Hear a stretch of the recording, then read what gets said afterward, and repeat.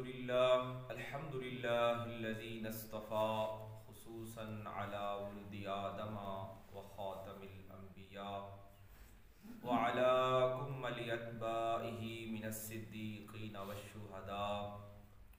أما بعد فأعوذ بالله من الشيطان الرجيم. بسم الله الرحمن الرحيم. إن الله لا يستحيي أن يضرب مثلا ما بعوضة فما فوقها فأما الذين آمنوا فيعلمون أنه الحق من ربهم وأما الذين كفروا فيقولون ماذا أراد الله بهذا مثلا يضل به كثيرا ويهدي به كثيرا وما يضل به إلا الفاسقين. صدق الله العظيم. إن الله وملائكته يصلون على النبي يا أيها الذين آمنوا صلوا عليه وسلموا تسليما. اللهم صل على سيدنا محمد وعلى آل سيدنا محمد وبارك وسلم وصل عليه. الصلاة والسلام عليك يا سيدي يا رسول الله وعلى آلك وأصحابك يا سيدي يا حبيب الله. الصلاة والسلام عليك يا سيدي يا رحمة للعالمين وعلى آلك وأصحابك يا سيدي يا جد الحسن والحسین. اللہ جل مجدہ و جل شانہ کے لیے حمد و ثنا اور درود لا محدود آقا کریم نبی عظیم رؤوف الرحیم سیدنا کریم حضور ختمی مرتبت نبی رحمت رسالت مآب سیدنا محمد مصطفیٰ احمد مجتبی صلی اللہ علیہ وآلہ وسلم کی ذات کے لیے. بزرگوں دوستو، آج ہم قرآن مجید کے ترتیب بات سلسلہ تفسیر میں پہلے سپارے سے سورہ بقرہ کی آیت نمبر 26 پڑھ رہے ہیں. اللہ کریم نے ارشاد فرمایا کہ بے شک اللہ کے لیے یہ بات کوئی حقیر نہیں ہے کہ وہ مثال دے دے مچھر کی. جو ایمان لانے والے ہیں ان کے علم میں ہے کہ حق کیا ہے اور رب کون سا ہے، اور جو کوئی کافر ہیں تو وہ ہرگز ماننے والے نہیں ہیں اور وہ اللہ کے علم میں ہیں، اس کے ارادے میں ہیں. بہت سارے اسی سے گمراہ ہوئے، بہت سارے اسی سے ہدایت پائیں گے، اور جو فاسق ہیں یہ ہرگز ان کے لیے نہیں ہے. حاضرین مکرم، سورہ بقرہ کی اس آیت مبارکہ میں جو آج ہمارے درس کا عنوان ہے، اللہ کریم نے ارشاد فرمایا کہ اللہ تعالیٰ کو باوجود اس کے کہ وہ اللہ ہے، باوجود اس کے کہ وہ خالق ہے، وہ مالک ہے، اس کے لیے کوئی یہ بات حقیر نہیں ہے، کمتر نہیں ہے کہ وہ مچھر کی مثال دے دے. اس سے پہلے کی آیات میں گزشتہ جو اس کی 2-3 آیات ہیں ان میں اللہ کریم نے آسمانی بجلی، بادل، بارش اور اندھیری رات کی مثالیں دی.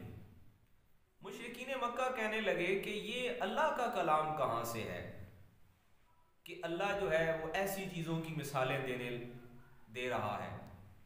اللہ کریم نے ارشاد فرمایا کہ ہمارے لیے کوئی بات معیوب نہیں ہے. آپ قرآن مجید ہمارے ساتھ پڑھیں گے انشاءاللہ تعالیٰ میں اس پہ استقامت دے. تو اس میں تو بہت سارے مسائل آئیں گے. میں نے ابتدا میں عرض کیا کہ قرآن مجید کے موضوعات پر کہ قرآن مجید کا موضوع کیا ہے، اس پر بہت ساری بحث ہوئی، ڈسکشن ہوئی. قرآن مجید کا موضوع انسان ہے. جو انسان کی لوازمات ہیں، جو انسان کی ضروریات ہیں، وہ سارے قرآن مجید نے ان ساروں کو زیر بحث لانا ہے. اللہ کریم نے ارشاد فرمایا کہ ہمارے لیے کوئی یہ بات کم تر نہیں ہے کہ ہم مچھر کی مثال دے دیں. مفسرین کرام فرماتے ہیں کہ کمال رب کی ذات کا طرز استدلال ہے، کمال اس کا کلام علم بیان ہے. قرآن کیونکہ مختلف علوم کا خزانہ ہے. علم بیان خود ایک علم ہے کہ کسی چیز کو بیان کرنا. علم بلاغت ایک اور علم ہے، اور قرآن اس کا بھی ماخذ ہے، اس کا بھی مرکز ہے. اسی طرح علم الکلام ایک خود علم ہے.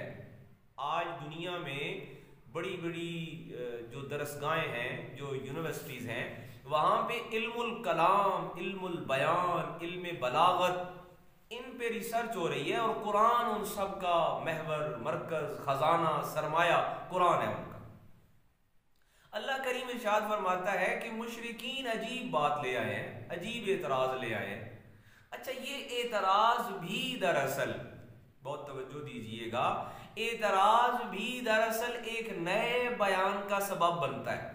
جیسے جیسے اعتراض ہوتا چلا جاتا ہے، آگے قرآن مجید میں آئے گا کہ لوگوں نے آ کے سوال کیا کہ ہمیں چاند کے بارے میں بتائیں. یسألونک عن الأہلہ قل ہی مواقیت. اسی طرح بہت سارے جیسے جیسے سوال ہوتے گئے، جیسے جیسے اعتراض ہوتے گئے، نئی سے نئی بات، نیا سے نیا علم، نئی سے نئی بلاغت، فصاحت کلام، اور نئی جہتیں، نئے راستے، نئے جہان کھلتے چلے گئے. معترضین، اعتراض کرنے والے، مشرکین، کفار اپنے طور پہ عیب جوئی کر رہے ہیں. لیکن یہ کہتے ہیں نا کہ کسی سورج چڑھا ہوا اور کوئی کہتا رہے اندھیرا ہے، اس کے کہنے سے اندھیرا نہیں ہو جاتا. وہ ہر چیز سے اپنا آپ منوا لیتا ہے. چڑھا ہوا سورج اپنا آپ منوا لیتا ہے. رب کے کلام پر اور نبی رحمت، ختمی مرتبت، آقا کریم صلی اللہ علیہ وآلہ وسلم کی رسالت پر عیب جوئی، نکتہ چینی، یہ دراصل انہیں پتہ ہی نہیں ہے. اس پر جتنا اعتراض کریں گے اتنا نیا جان کھلے. انہوں نے اعتراض کیا کہ رب کا کلام کیا کہہ رہا ہے جی، یہ الہ کا کلام کہاں سے ہے، یہ اللہ کا کلام کہاں سے ہے. ان کے اس سوال نے، اس اعتراض نے ایک نیا جان کھول دی. رب نے کہا پھر آ جاؤ، ہم اور تمہیں نئی بات بتاتے ہیں. تم پہلے بار اعتراض کر رہے ہو، تم اس پہ نکتہ چینی کر رہے ہو، ہم تمہیں ایک نئی بات بتاتے ہیں. اور نئی بات اس میں، جیسے قرآن مجید نے اپنے پہلے انٹروڈکشن میں کہا نا، ذالک الکتاب لا ریب، اس میں کوئی شک شبہ ہے ہی نہیں.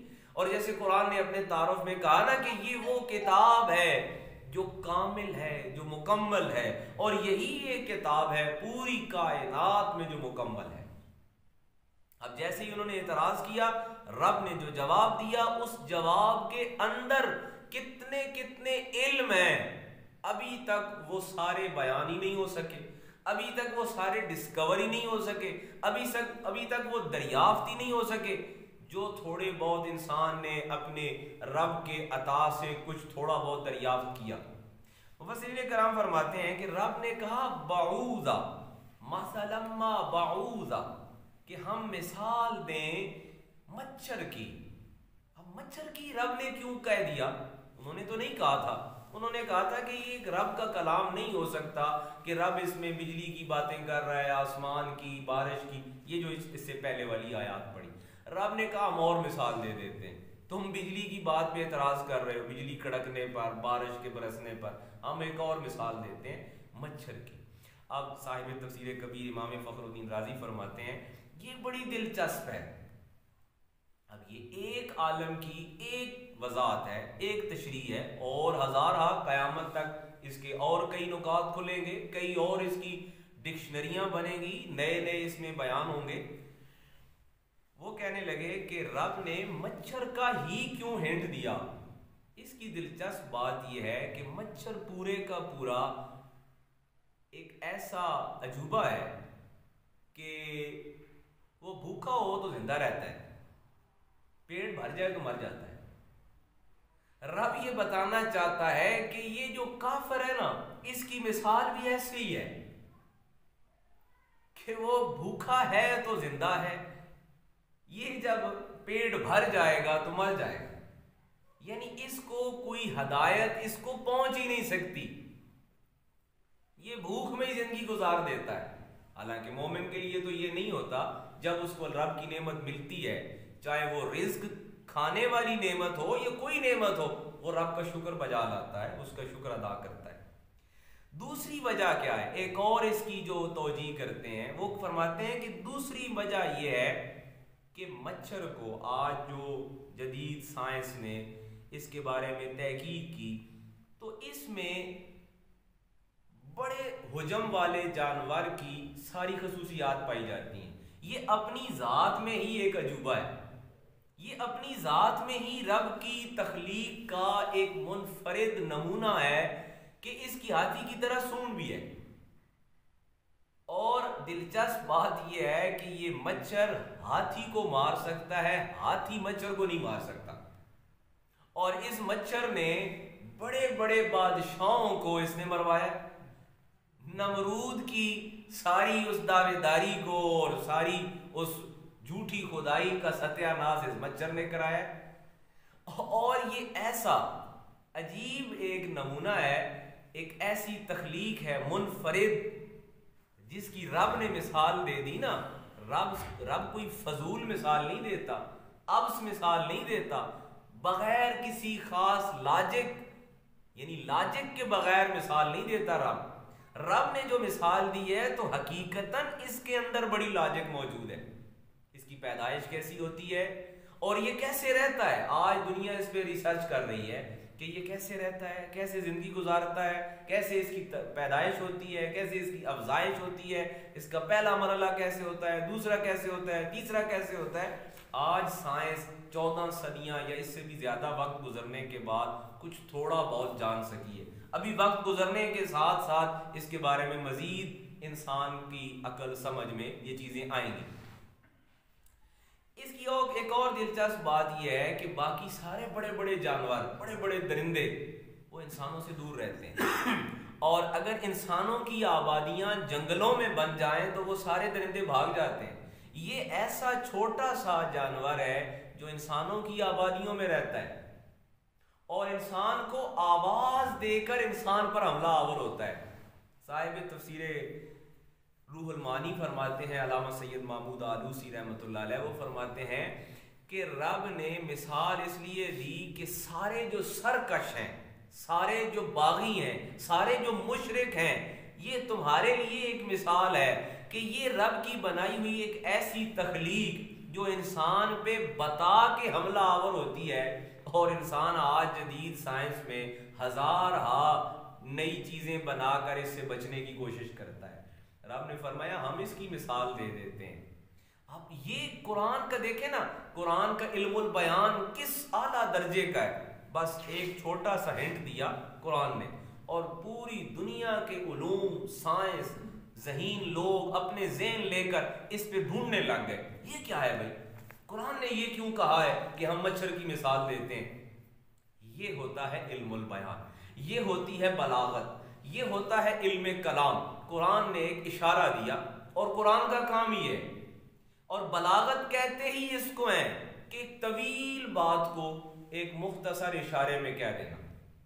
عرب کے ہاں وہ کہتے ہیں جاہل وہ ہے، ان پڑھ وہ ہے جو لمبی کہانیاں سناتا ہے، اور پڑھا لکھا وہ ہے، ادب اس کے پاس ہے، زبان اس کے پاس ہے، کلام اس کے پاس ہے، جو ایک چھوٹے سے ایک لفظ میں ایک بہت بڑی بات کہہ دیتا ہے۔ رب کا کلام اس بات کی سب سے بہترین ایگزامپل، بہترین مثال ہے۔ فرمایا ان اللہ لا یستحیی ان یضرب مثلا ما بعودۃ فما فوقها۔ رب کے لیے کوئی حقیر کام نہیں ہے کہ رب مچھر کی مثال دے۔ دنیا کے سائنسدان عقل مند ذہین سوچنے لگ گئے کہ خالق کائنات نے مچھر کا کیوں کہہ دیا. مچھر کا اس لیے کہہ دیا کہ آج جا کے سائنس پہنچی ہے کہ مچھر خود اپنی تخلیق میں رب کی تخلیقات کا ایک الگ ترین منفرد ایک نمونہ ہے. آگے دیکھیے رب نے فرمایا جو ایمان لانے والے ہیں نا وہ تو ہر صورت مانے ہوئے ہیں اور جو نہیں مانے ہوئے وہ بھی اس کے علم میں. اب میں اس کے ساتھ ہی بات کو مختصر کروں گا. یہاں پہ اس آیت میں جو ایک اور دلچسپ بات فرمایا یضل بہ کثیرا ویہدی بہ کثیرا. ویسے تو ایک ایک لفظ پہ بہت ساری بات ہو سکتی ہے, میں بس اس سے مختصر کروں گا کہ رب نے جس طرح قرآن میں کہا نا کہ خلق الموت والحیات, پہلے موت بعد میں حیات, جس طرح رب نے قرآن میں کہا نا کہ پہلے شر بعد میں خیر, اسی طرح رب نے فرمایا پہلے گمراہی بعد میں ہدایت. یہ قرآن کا ایک عجیب فلسفہ ہے, عجیب لاجک ہے, عجیب اس کا کلام ہے. رب فرماتا ہے کہ ہم نے زندگی ضرورت ہے لیکن ہم نے پہلے موت بنائی ہے. جس طرح خیر ضرورت ہے, ریکوائرمنٹ ہے, انسان کی ڈیمانڈ ہے, ہم نے شر کو بھی ساتھ پہلے بنایا ہے. اسی طرح ہدایت اصل ٹارگٹ ہے, اصل منزل ہے, لیکن ہدایت سے پہلے گمراہی بھی بنی ہوئی ہے. یضل بہ کثیرا, مفسرین کرام فرماتے ہیں یہ اشارہ ہے قرآن کی طرف, یہ اشارہ ہے رب کے کلام کی طرف کہ بہت سارے اسی سے گمراہ ہوں گے, ہو رہے ہیں, ہو چکے ہیں, اور بہت سارے اس سے ہدایت پائیں گے.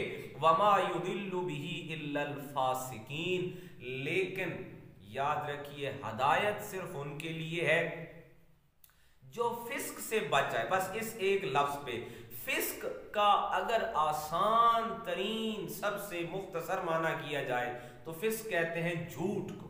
مفسرین کرام فرماتے ہیں رب فرماتا ہے ہدایت قرآن کی, قرآن کا سارا علم اسے مل سکتا ہے جو صرف فسق سے بچ جائے. اور فسق کی آسان ڈیفینیشن یہ ہے کہ بہت سارے اس کے معنی ہوں گے, بہت ساری اس کی ڈکشنری میں اس کے مفہوم ہوں گے, لیکن اس کا آسان ترین یہ ہے کہ جو جھوٹ سے بچ گیا, قرآن کے سارے علوم کا جو ہدایت نامہ ہے نا, جو اس کا مختصر ہدایت ہے, وہ اسے میسر آ جائے گی. تو حاضرین مکرم یہ آیت مبارکہ 26 سورہ بقرہ پڑھنے کے بعد ہمارے سامنے جو سبق آیا ہے وہ یہ ہے کہ رب کی تخلیقات ہمیں دعوت فکر دے رہی ہیں کہ ہم اس کی ہدایت کا راستہ تلاش کریں. یہ ساری کائنات انسان کے لیے دعوت فکر ہے کہ انسان ان سب کو دیکھے, غور کرے اور اس کے بعد رب کی ہدایت کو تلاش کر کے اس ہدایت کے راستے پہ گامزن ہو جائے. رب العالمین کی بارگاہ میں دعا ہے الہ العالمین ہمارا یہ درس قرآن قبول فرمائے. آمین.